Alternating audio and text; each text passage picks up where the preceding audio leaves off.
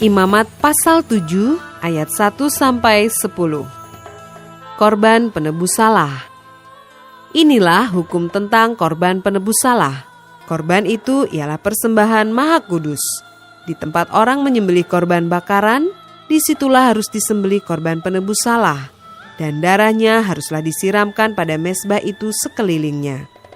Segala lemak dari korban itu haruslah dipersembahkan, yakni ekornya yang berlemak dan lemak yang menutupi isi perut, dan lagi kedua buah pinggang dan lemak yang melekat padanya, yang ada pada pinggang, dan umbai hati yang harus dipisahkan, beserta buah pinggang itu. Haruslah imam membakar semuanya itu di atas mezbah sebagai korban api-apian bagi Tuhan. Itulah korban penebus salah.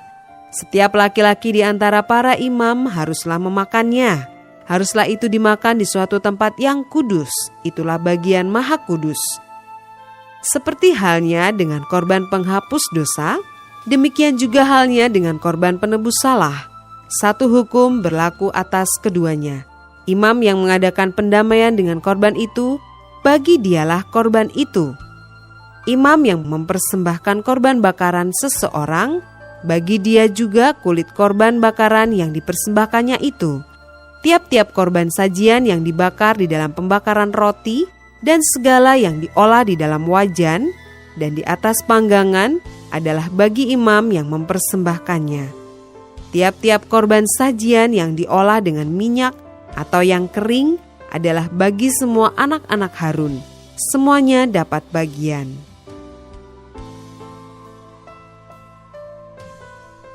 Ayat 11-21. Korban keselamatan. Inilah hukum tentang korban keselamatan yang harus dipersembahkan orang kepada Tuhan. Jikalau ia mempersembahkannya untuk memberi syukur, haruslah beserta korban syukur itu dipersembahkannya roti bundar yang tidak beragi yang diolah dengan minyak, dan roti tipis yang tidak beragi yang diolesi dengan minyak, serta roti bundar dari tepung yang terbaik yang teraduk yang diolah dengan minyak. Ia harus mempersembahkan persembahannya itu beserta dengan roti bundar yang beragi di samping korban syukur yang menjadi korban keselamatannya. Dan daripadanya, yakni dari setiap bagian persembahan itu, haruslah dipersembahkannya satu roti sebagai persembahan khusus bagi Tuhan. Persembahan itu adalah bagian imam yang menyiramkan darah korban keselamatan. Dan daging korban syukur yang menjadi korban keselamatannya itu haruslah dimakan pada hari dipersembahkannya itu. Sedikit pun daripadanya janganlah ditinggalkan sampai pagi. Jikalau korban sembelihan yang dipersembahkan itu merupakan korban nazar atau korban sukarela, haruslah itu dimakan pada hari mempersembahkannya, dan yang selebihnya boleh juga dimakan pada keesokan harinya. Tetapi apa yang masih tinggal dari daging korban sembelihan itu sampai hari yang ketiga haruslah dibakar habis dengan api. Karena jikalau pada hari yang ketiga masih dimakan dari daging korban keselamatan itu, maka Tuhan tidak berkenan akan orang yang mempersembahkannya, dan korban itu dianggap batal baginya, bahkan menjadi sesuatu yang jijik, dan orang yang memakannya harus menanggung kesalahannya sendiri. Bila daging itu kena kepada sesuatu yang najis, janganlah dimakan, tetapi haruslah dibakar habis dengan api. Tiap-tiap orang yang tahir boleh memakan dari daging korban itu. Tetapi seseorang yang memakan daging dari korban keselamatan yang untuk Tuhan, sedang ia dalam keadaan najis, haruslah nyawa orang itu dilenyapkan dari antara bangsanya. Dan apabila seseorang kena kepada sesuatu yang najis, yakni kepada kenajisan berasal dari manusia, atau kepada hewan yang najis, atau kepada setiap binatang yang merayap yang najis, lalu memakan daripada daging korban keselamatan yang untuk Tuhan, maka haruslah nyawa orang itu dilenyapkan dari antara bangsanya.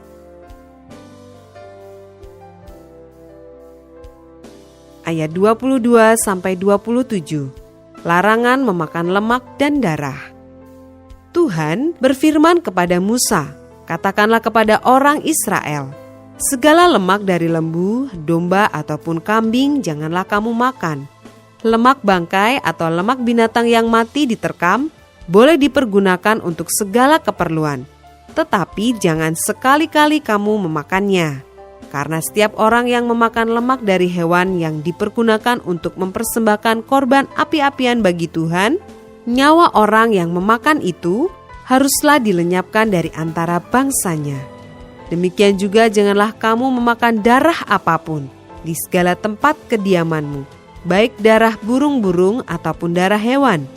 Setiap orang yang memakan darah apapun, nyawa orang itu haruslah dilenyapkan dari antara bangsanya. Ayat 28-38.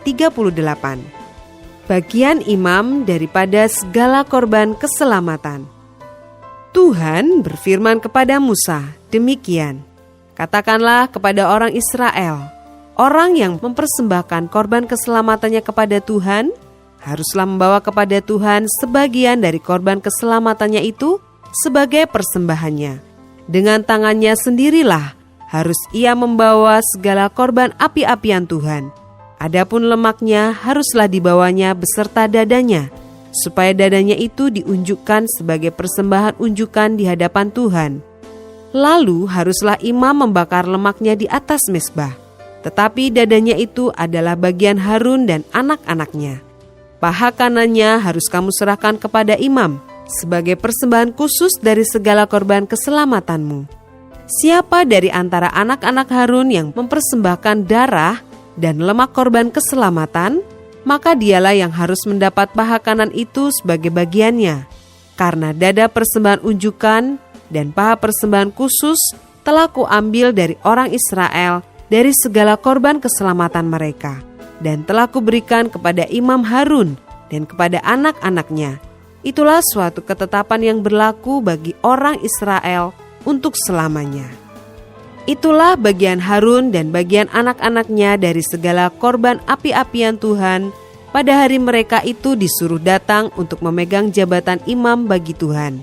Itulah yang harus diserahkan menurut perintah Tuhan dari pihak Israel kepada mereka pada hari mereka itu diurapinya. Itulah suatu ketetapan untuk selamanya bagi mereka turun-temurun.